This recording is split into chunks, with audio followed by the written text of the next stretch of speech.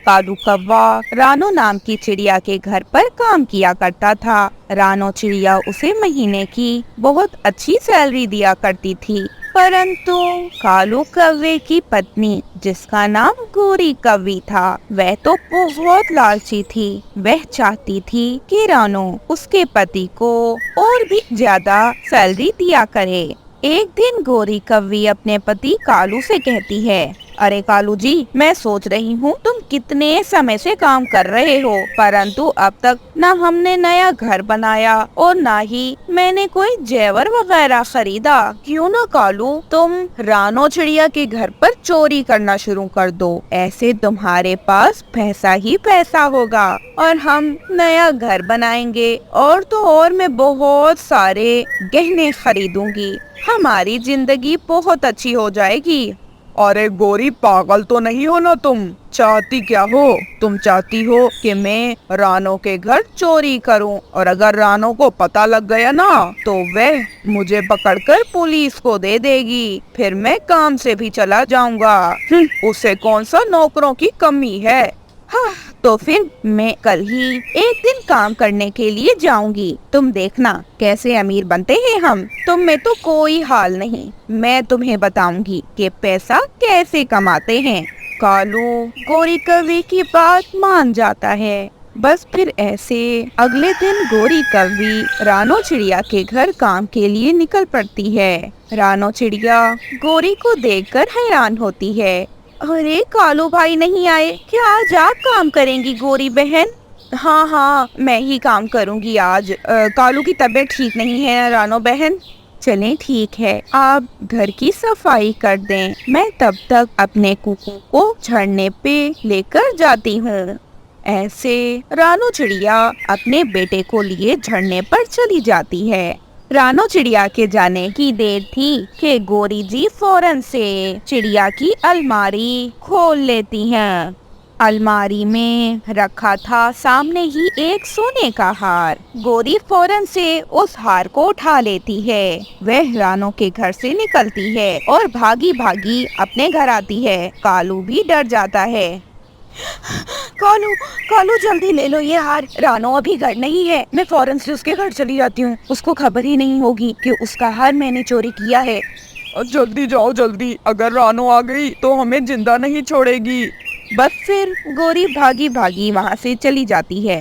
रानो के आने से पहले पहले ही गोरी कौवी घर का काम करना शुरू कर देती है। थोड़ी देर में रानो चिड़िया भी आ जाती है। बस फिर गोरी जल्दी जल्दी काम खत्म करके अपने घर लौट जाती है। अरे गोरी, सच में मैं बहुत बेवकूफ था। ये रानो तो बहुत बोली है। मैं भी अब कल से इसके घर से चोरी किया करूँगा। देखना, चोरियां कर करके हम इतना अमीर हो जाएंगे कि जंगल के पक्षी हमें देखकर जलेंगे। बस फिर ऐसे अगले दिन कालू भी गोरी की तरह ही चुपके चुपके से रानो के घर से कुछ न कुछ चुराने लगा।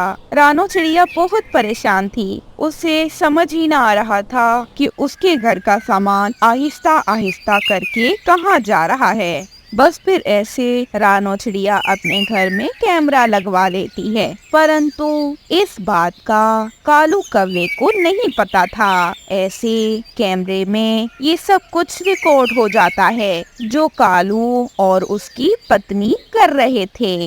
रानो चिड़िया मिट्ठू महाराज को सारी खबर करती है। मिट्ठू महाराज रानो के कहने पर कालू और गोरी के घर की तलाशी लेते हैं। सारा सामान मिल जाता है।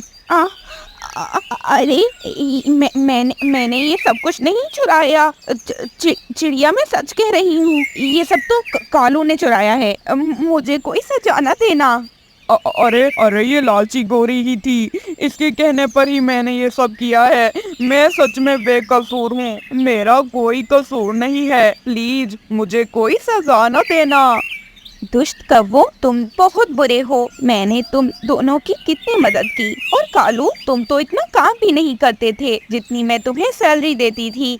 और जब तुम्हारा दिल करता था तुम अपने घर भी चले जाते थे। मैंने कभी तुमसे ज्यादा मुश्किल काम नहीं करवाया। और गोरी, तुम्हें तो मैंने बहनों की तरह समझा था, परंतु तुम बहुत बुरी हो। मिट्ठू महाराज, आप सजा दें इस दुष्ट कवि और इसके दुष्ट पति को सजा दें। अगर आज इन्हें माफ कर दिया तो कल ये फिर यही करेंगे किसी और पक्षी के साथ। मैं नहीं चाहती कि ऐसे दुष्ट पक्षी हमारे जंगल में रहें, या आप ऐसा करें, इन्हें हमारे जंगल से निकाल दें। गोरी, तुमने जो हार चुराया था, वो हार मुझे मेरी माँ ने दिया था। मेरी माँ की आखिरी निशानी थी वो।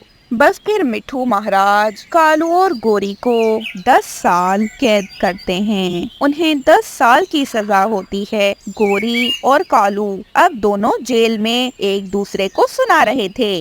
अरे, अगर तुम लालच ना करती तो मेरे साथ ऐसा ना होता। कालू, मेरा कोई कसूर नहीं है, सारा कसूर तुम्हारा था। तुम्हारी वजह से आज मैं जेल की सलाखों के पीछे हूँ। जंगल के पक्षी मुझ पे हंसते होंगे कि गोरी जेल में बैठी है। मैं छोड़ूंगी नहीं, मैं नहीं छोड़ूंगी रानो को। मुझे बाहर निकलने दो, मैं मार डालूंगी उसे।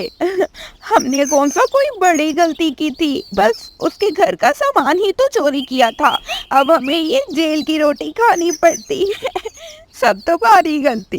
अरे मेरी नहीं, तुम्हारी गलती, तुम्हारी लालच।